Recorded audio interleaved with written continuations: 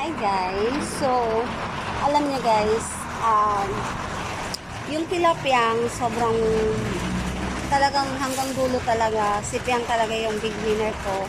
And kasi, di ba, ang dami niyang pinagbago, ang dami nagbago sa kanya.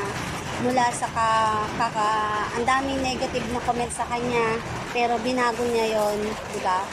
Tapos hanggang sa ngayon sa paglabas niya. So ngayon, sa PBB Collab, ang masasabi ko lang is, ang masasabi ko lang talaga, dati gusto ko talaga si Shobe, si Klang, si Clarice, ayan, yan talaga yung big four ko, si Bianca, saka si Justin, mga choices ko lang naman. So, ngayon talaga ang big four ko dahil nawala si Shobe at si Clarice, si Dasby talaga, Dasby, si Charis, at saka si Asber, tsaka si Mick Brand. So, yun talaga yung final four ko talaga. So, pero ang big winner ko talaga si Dasby. Yun. Sana talaga. Sobrang, alam mo yun, talaga ako na sobrang happy ako pag napapanood ko sila.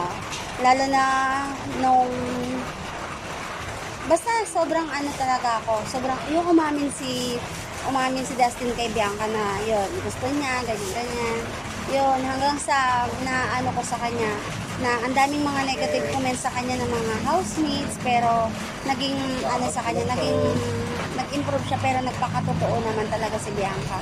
Simula't kasi Dustin, wala siyang sinabing mga negative sa other housemates. So, yun. Good luck, Dasby. Sana kayo yung manalo. Kasi nakailang nominasyon na nominate ka, pero andyan ka pa rin, 4 yata or 5. So, gusto ko ng taong bayan, di ba? So, hanggang dulo, susuportahan ka nila at susuportahan ka naman. Yun lang. Bye!